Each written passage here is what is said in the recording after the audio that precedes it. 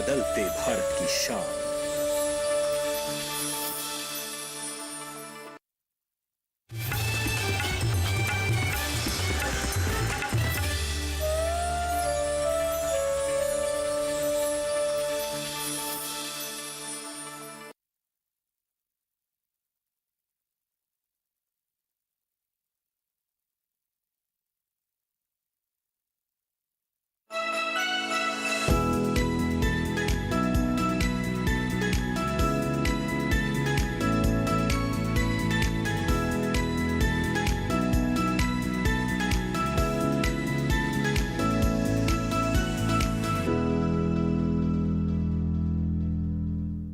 नमस्कार किसान भाइयों बहनों, आप देख रहे हैं दूरदर्शन किसान कृषि दर्शन कार्यक्रम में आप सभी का स्वागत है। मैं हूं आदिति शर्मा।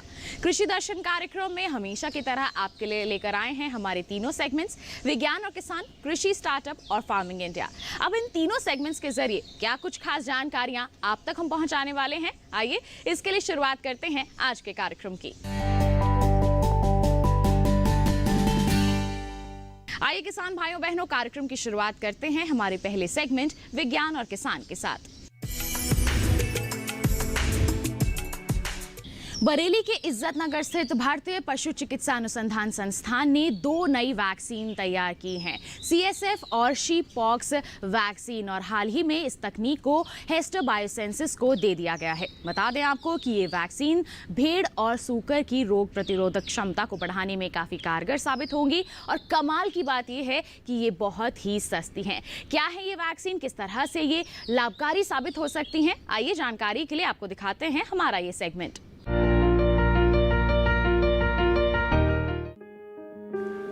भारतीय पशु चिकित्सा अनुसंधान संस्थान पशु विकास और अनुसंधान को समर्पित देश का अग्रणी संस्थान है। पशु टीकाकरण और नए नए टीकों के विकास में इसका महत्वपूर्ण योगदान है। हाल ही में इसने कुल 4 पेटेंट प्राप्त करने में सफलता पाई है, जिनमें से 3 टीकाकरण से संबंधित हैं।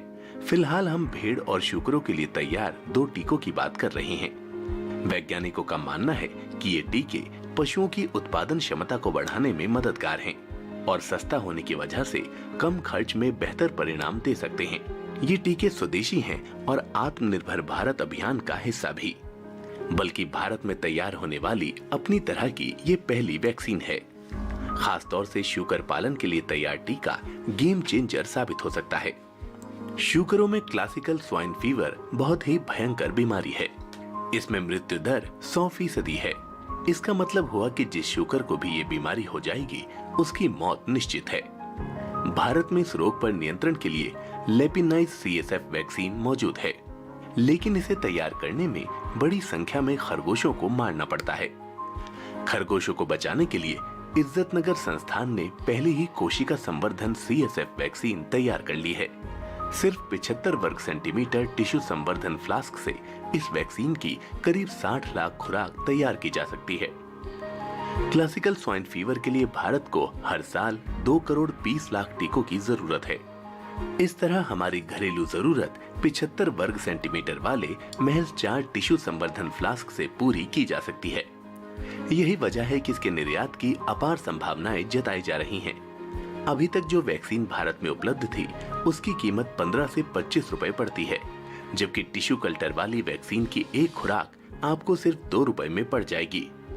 इसे लगाने के 14 दिन बाद प्रतिरोधक क्षमता दुरुस्त होने लगती है और फिर इसका असर 18 महीनों तक बना रहता है।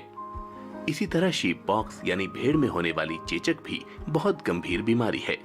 इसके लिए भी इज्जतनगर संस्थान ने शीप पॉक्स वैक्सीन तैयार की है। ये हानि रहित, पूरी तरह सुरक्षित और प्रतिरोधक क्षमता को मजबूत करने वाला टीका है। बहुत कम समय में ही इसकी हजारों खुराक तैयार की जा सकती है और इसे लगाने के बाद 40 महीने तक काम करती है।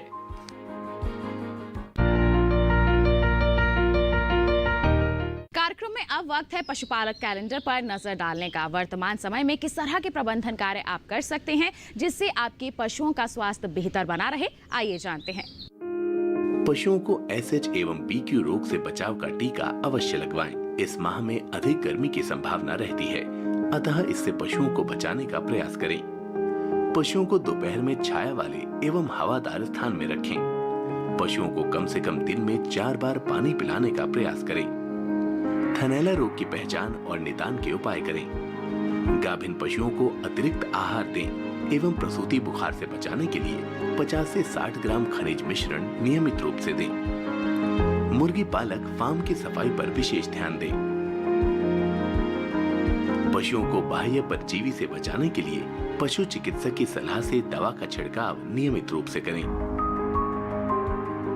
इसी के साथ कार्यक्रम में वक्त हो चला है एक छोटे से ब्रेक का। आप कहीं मत जाइए, ब्रेक के बाद जल्द ही हाजिर होंगे। बने रहिए दूरदर्शन किसान पर और देखते रहिए हमारा कार्यक्रम कृषि दर्शन।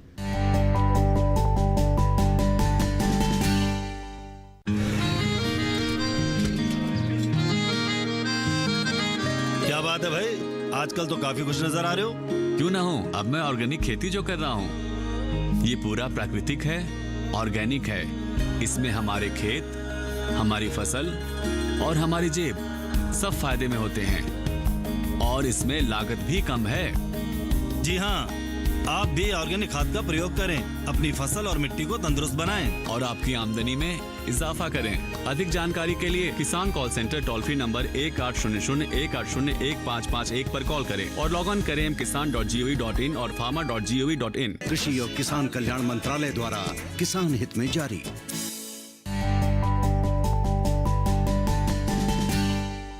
ब्रेक के बाद दूरदर्शन किसान के कार्यक्रम कृषि दर्शन में आप सभी का फिर से स्वागत है। अब कार्यक्रम में वक्त हो चला है कृषि स्टार्टअप पर नजर डालने का। हम सभी जानते हैं कि हमारे देश में परंपरागत खेती तो करते ही हैं हमारे किसान, साथ ही साथ पशुपालन के क्षेत्र से भी जुड़े होते हैं। हमारे कुछ पशुपालक ऐसे होते हैं जो अपनी जिंदगी का बड़ा हिस्सा पशुओं की सेवा में गुजार देते हैं। आज हम आपकी मुलाकात करवाने वाले हैं एक ऐसे ही पशुपालक से। जी हाँ, इनका नाम है नरेंद्र सिंह और इनके निस्वार्थ प्रेम के चलते ही वर्ष 2019 में इन्हें पद्मश्री पुरस्कार से नवाजा गया था। आइए मुलाकात करते हैं इनसे और जानते हैं इनके निस्वार्थ प्रेम के बारे में अपने पशुओं को लेकर। पानीपत जिले के गांव डिडवाड़ी निवासी नरेंद्र सिंह द्वारा मुर्रा व साहिवाल नस्ल को संरक्षित करने पर भारत सरकार द्वारा उन्हें पद्मश्री अवार्ड से नवाजा जा रहा है। नरेंद्र सिंह को बचपन से पशुओं की देखभाल व लगाव का शौक था। शुरुआत से ही उनका ज्यादातर समय पशुओं की बेहतर ढंग से देखभाल करने में बीतता था। चूंकि वो किसान के साथ पंचायत विभाग में ग्राम सचिव भी हैं, ड्यूटी के बाद पशुओं की देखभाल के समय यही प्रयास रहता था कि कुछ पशुओं के हित में भी किया जाना चाहिए। करीब 20 साल पहले नरेंद्र सिंह ने 10 पशुओं के साथ गांव में अपने प्लॉट पर डेयरी की शुरुआत की थी। अब भैंस, झोटे व सांड समेत आज उनकी डेयरी फार्म पर करीब 150 पशु हैं। नरेंद्र सिंह को वर्ष 2013 व वर्ष 2015 में राष्ट्रीय अवार्ड, 2017 में गोपाल रत्न अवार्ड व वर्ष 2018 में मुर्रा रत्न अवार्ड से भी नवाजा जा चुका है। नरेंद्र सिंह के फार्म की खास बात यह है कि मुर्रा नस्ल की सुंदरता को देखने के लिए विदेशी भी यहाँ आते हैं। तभी तो कोलंबिया के राजकुमार समेत इनकी डेयरी का कई देशों के प्रतिनिधि दौरा कर चुके हैं। इनकी मुर्रा नस्ल की भैंस प्रतियोगिताओं में चैंपियन रह चुकी है। वहीं छोटा शहंशाह दूसरे स्थान पर रहा। इन्हें खरीदने विदेशों से भी लोग आ चुके हैं। हालांकि इन पशुओं का दाम बढ़ चढ़ कर लगाया जा रहा है, पर फिलहाल इन्होंने इन्हें बेचने से मना कर दिया है। मुर्रा नस्ल का झोटा घोलू, प्रिंस व शहंशाह समेत भैंसों की ख्याति देश भर के अलावा विदेशों में छाने के बाद करीब 5 वर्ष पहले उनकी डेयरी पर कोलंबिया के राजकुमार समेत कई देशों के प्रतिनिधियों ने विजिट कर पशुपालन की तकनीक को नजदीक से जाना था। उनकी डेयरी के हरियाणा साहिवाल सांड, नंदी व मुर्रा नस्ल की भैंस प्रतियोगिताओं में प्रथम रहकर चैंपियन बनी व छोटा शहंशाह दूसरे स्थान पर रहा है। पशुपालन सदा से फायदे का सौदा रहा है। अगर किसान नई तकनीकों और सूझबूझ से करें तो इस क्षेत्र में अच्छा लाभ कमाया जा सकता है। साथ ही अपनी आय भी दोगुनी करने में सफलता हासिल कर सकता है। पशुपालक नरेंद्र सिंह का मानना है कि पशुपालन व्यवसाय को अगर बदलते समय की तकनीक के साथ अपडेट कर दिया जाए तो पशुपालन कभी भी घाटे का सौदा साबित नहीं हो सकता।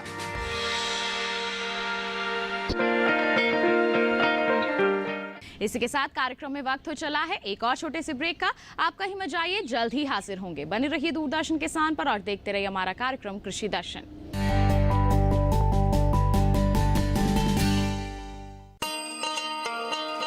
किसान भाइयों गांठ बांध लो, गांठ बांध लो, बात बहुत है काम की, समृद्धि के पैगाम की। मिट्टी के मिजाज को समझो, मिट्टी के हर राज को समझो, मिट्टी की तुम जांच कराओ, मुफ्त सॉइल हेल्थ कार्ड ले जाओ।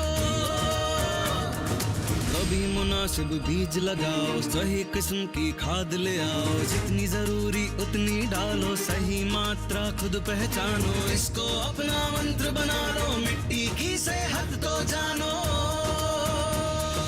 बात बहुत है काम की, कम लागत अधिक वरदान की। किसान भाइयों गांठ बांध लो, आज ही मिट्टी की जांच कराएं, राज्य सरकार के कृषि अधिकारी से संपर्क करें और मुफ्त में सॉइल हेल्थ कार्ड पाएं। कृषि और किसान कल्याण मंत्रालय द्वारा किसान हित में जारी। ब्रेक के बाद आप सभी का दूरदर्शन किसान के खास कार्यक्रम कृषि दर्शन में फिर से स्वागत है। आइए अब कार्यक्रम में नजर डालते हैं फार्मिंग इंडिया सेगमेंट पर।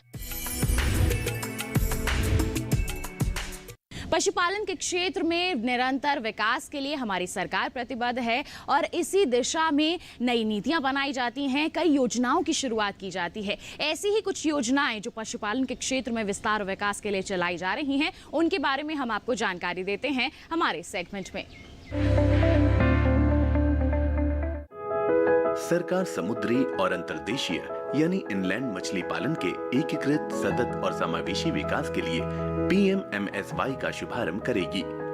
समुद्री अंतर्देशीय मछली पालन और एक्वाकल्चर से जुड़ी गतिविधियों के लिए 11,000 करोड़ रुपए तथा आधारभूत ढांचा, फिशिंग हार्बर्स, शीत भंडार, बाजार आदि के लिए 9,000 करोड़ रुपए की धनराशि उपलब्ध कराई जाएगी। इसके तहत केज कल्चर, समुद्री शैवाल की खेती, सजावटी मछलियों के साथ नए मछली पकड़ने के जहाज, ट्रेसेबिलिटी यानी पता लगाने, प्रयोगशाला नेटवर्क आदि को बढ़ावा दिया जाएगा। मछुआरों को बैन पीरियड यानी जिस अवधि में मछली पकड़ने की अनुमति नहीं होती है, सपोर्ट, व्यक्तिगत और नौका बीमा के प्रावधान किए जाएंगे। इससे 5 साल में 70 लाख टन अतिरिक्त मछली उत्पादन होगा, 55 लाख से ज्यादा लोगों को रोजगार मिलेगा और निर्यात दुगना होकर 1 लाख करोड़ रुपए के स्तर पर पहुंच जाएगा। इसमें अंतर्देशीय, हिमालय राज्यों, पूर्वोत्तर और आकांक्षी जिलों पर ध्यान केंद्रित किया जाएगा। राष्ट्रीय पशु रोग नियंत्रण कार्यक्रम, खुरपका मुंहपका रोग यानी FMD और ब्रुसेलोसिस के लिए राष्ट्रीय पशु रोग नियंत्रण कार्यक्रम 13,343 करोड़ रुपए के कुल परिव्यय के साथ शुरू किया गया। ये कार्यक्रम खुरपका मुंहपका रोग और ब्रुसेलोसिस के लिए मवेशी, भैंस, भेड़, बकरी और सुअर की आबादी यानी कुल 53 करोड़ पशुओं का 100% टीकाकरण सुनिश्चित करने के उद्देश्य से शुरू किया गया। अब तक 1.5 करोड़ गायों और भैंसों को टैग किया गया है और उन्हें टीके लगाए जा चुके हैं। पशुपालन बुनियादी ढांचा विकास कोष, डेयरी प्रसंस्करण, मूल्यवर्धन और पशु चारा बुनियादी ढांचे में निजी निवेश का समर्थन करने के उद्देश्य से 15,000 करोड़ रुपए का पशुपालन बुनियादी ढांचा विकास कोष स्थापित किया जाएगा। विशिष्ट उत्पादों के निर्यात हेतु संयंत्र स्थापित करने के लिए प्रोत्साहन दिया जाएगा। मत्स्य पालन क्षेत्र की बात करें तो इससे अच्छी आय अर्जित की जा सकती है, लेकिन जरूरी है कि कुछ हमें तकनीकी ज्ञान भी हो। किस तरह के तकनीकी ज्ञान की जरूरत होती है जब हम मत्स्य पालन के क्षेत्र से जुड़ते हैं, इसके बारे में जानकारी दे रहे हैं भारतीय कृषि अनुसंधान परिषद के मत्स्य पालन के उप महानिदेशक डॉक्टर जयकृष्ण जैना। आइए दिखाते हैं क्या कुछ उन्होंने कहा। आप देखेंगे लास्ट 7 दशक में 70 साल में जो प्रोडक्शन 18 गुना बढ़ा है, जो 7.5 मिलियन लाख टन से आज हम बोल रहे हैं 140 लाख टन। ये सब पॉसिबल है जो हमारा जो किसान भाई ने खेती से तो प्रोडक्शन कर रहे हैं, उसके पीछे जो हमारा ज्ञान है, जो हमारा टेक्नोलॉजी हम निकास करते हैं हमारा रिसर्च इंस्टीट्यूट के द्वारा, जैसे कार्प कल्चर हुआ, कैटफिश कल्चर हुआ, श्रिम्प झींगा पालन हुआ, सब के विषय में जो शोध होता है, वो शोध से जो ज्ञान निकल के आता है वो टेक्नोलॉजी और फार्मर के पास पहुंचता है। ये जो तो हमारा जो 8 इंस्टीट्यूट है, रिसर्च इंस्टीट्यूट जो काम करते हैं, जो एक्वाकल्चर के ऊपर करते हैं, 3 इंस्टीट्यूट ऐसे हैं पूरा एक्वाकल्चर के साथ जुड़े हैं, fresh water aquaculture and brackish water aquaculture 2 institute है। और जो CMFRI है वो तो मछली जो समुंदर से कैसे पकड़ेंगे उसके ऊपर रिसर्च करते हैं। उसके अलावा भी मेरीकल्चर के ऊपर काम करते हैं जो समुंदर में खेती होता है। ये सब टेक्नोलॉजी को साथ में लेते हुए जो भी प्रोडक्शन हो रहा है आज के दिन में, ये संभव हुआ। हमारी सरकार कृषि के बुनियादी ढांचे को मजबूत करने के लिए निरंतर कार्य कर रही है और इसी दिशा में बता दें आपको कि पिछले वर्ष कृषि अवसंरचना कोष की घोषणा भी की गई थी, जिसके तहत 1 लाख करोड़ रुपए का प्रावधान दिया गया है, जो कि इस्तेमाल में लिया जाएगा फसल की कटाई के उपरांत। किस तरह से हमारे किसानों को ये आर्थिक मजबूती प्रदान करेगा, आइए दिखाते हैं आपको।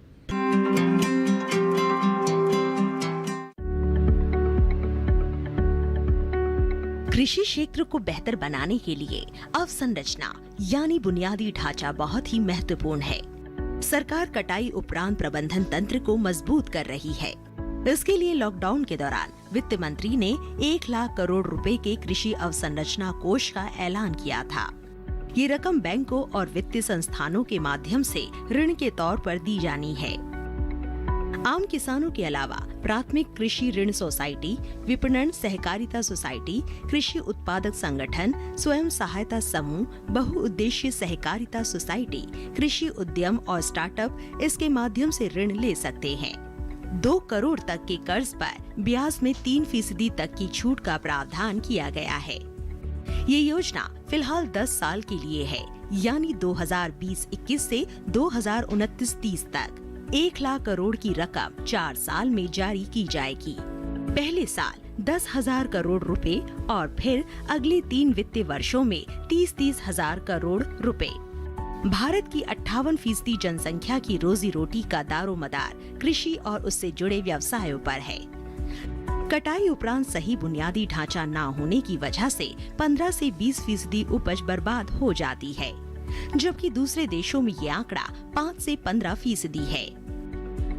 कृषि अवसंरचना कोष का उद्देश्य ऐसे ढांचे का विकास है जिसमें किसान अपनी उपज बिना बिचौलिए के सीधे बेच सके और कटाई के उपरांत उनकी फसल में बर्बादी भी कम हो। इससे निश्चित तौर पर उनकी आमदनी बढ़ेगी।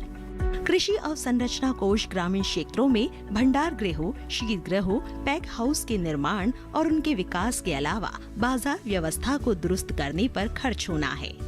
साथ ही प्रसंस्करण इकाइयां भी इसका लाभ उठा सकती है। प्रसंस्करण से फसलों का मूल्य वर्धन होगा और भंडार गृहों के निर्माण से किसान को अपनी फसल रोक कर रखने में मदद मिलेगी। फसल को रोकने का फायदा ये होगा कि बाजार में जब भी बेहतर भाव होगा तब वो फसल बेच सकेंगे। किसान भाइयों बहनों, बता दें आपको कि हाल ही में मधु क्रांति पोर्टल की शुरुआत की गई है। क्या है ये पोर्टल, किस तरह से आपके लिए फायदेमंद साबित हो सकता है और हमारे किसानों की आर्थिक स्थिति को सुधारने में किस तरह से कारगर साबित हो सकता है, इन तमाम सवालों के जवाब के लिए आइए देखते हैं ये रिपोर्ट और जानते हैं इस पोर्टल के बारे में।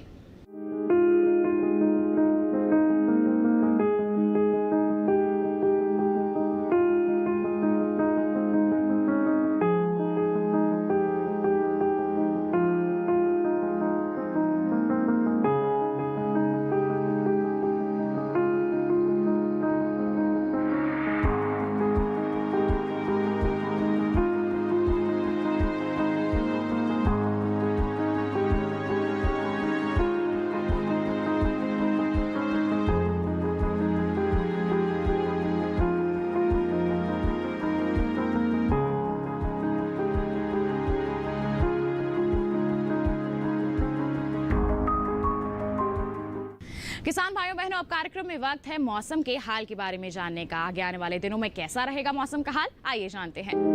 2 दिन जम्मू कश्मीर और लद्दाख के ज्यादातर इलाकों में बारिश का अंदेशा। गुरुवार को उत्तराखंड में इक्का दुक्का जगह वर्षा के आसार। हिमाचल प्रदेश में गुरुवार को कुछ स्थानों पर बारिश की संभावना। शुक्रवार को हरियाणा और दिल्ली के कई जगहों पर बरसात के आसार। गुरुवार को पंजाब में इक्का दुक्का जगह बरसेंगे बादल। शुक्रवार को पश्चिमी उत्तर प्रदेश में कुछ जगहों पर बारिश की संभावना। गुरुवार को पूर्वी और पश्चिमी राजस्थान में कहीं कहीं बरसात के आसार। गुरुवार को उप हिमालय, पश्चिमी बंगाल और सिक्किम में कुछ जगह बारिश संभव। 2 दिन अरुणाचल प्रदेश में अनेक जगह बरसात का अनुमान। 2 दिन बिहार, झारखंड और ओडिशा में कहीं कहीं बरसात के आसार। गुरुवार को पूर्वी मध्य प्रदेश में इक्का दुक्का जगह बारिश की संभावना। 2 दिन छत्तीसगढ़ में इक्का दुक्का जगह बरसात का अनुमान। आइए अब कार्यक्रम में आपको बताते हैं देश की अलग अलग मंडियों में अलग अलग जिंसों के बाजार भाव किस प्रकार चल रहे हैं। आइए देखते हैं मंडियों का हाल। गुजरात की धोराजी मंडी में गेहूं का भाव रहा 1515 रुपए से 1670 रुपए प्रति क्विंटल। राजस्थान की बेगू मंडी में भाव रहा 1650 रुपए प्रति क्विंटल से 1850 रुपए प्रति क्विंटल और राजस्थान की ही गंगापुर सिटी मंडी में गेहूं के सौदे हुए 1500 रुपए प्रति क्विंटल से 1870 रुपए प्रति क्विंटल। उत्तर प्रदेश की शाहबाद मंडी में गेहूं की बिकवाली हुई 1975 रुपए प्रति क्विंटल पर। अब कार्यक्रम में समय हो चला है ट्विटर प्लेट पर नजर डालने का। तो पशुपालन के क्षेत्र को लेकर किस तरह की जानकारियां दी जा रही हैं ट्विटर पर, आइए आपको दिखाते हैं।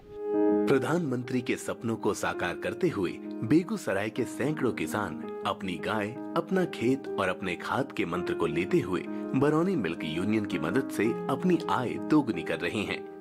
तो इसी के साथ किसान भाइयों बहनों आज के कार्यक्रम में बस इतना ही। अगर आप हमारे कार्यक्रम में कोई सुझाव देना चाहते हैं तो आप हमें पत्र लिख सकते हैं। हमारा पता नोट कर लीजिए। हमारा पता है कमरा नंबर 58, CPC दूरदर्शन, खेलगांव, नई दिल्ली 110049। अगर आप हमें ईमेल करना चाहते हैं तो आप हमारी ईमेल आईडी नोट कर सकते हैं। हमारी ईमेल आईडी है krishidarshandddk@gmail.com। तो किसान भाइयों बहनों आज के लिए इतना ही। अगले अंक में मुलाकात करेंगे आपसे। तब तक के लिए हमें दीजिए इजाजत। आप बने रहिए दूरदर्शन किसान पर। नमस्कार।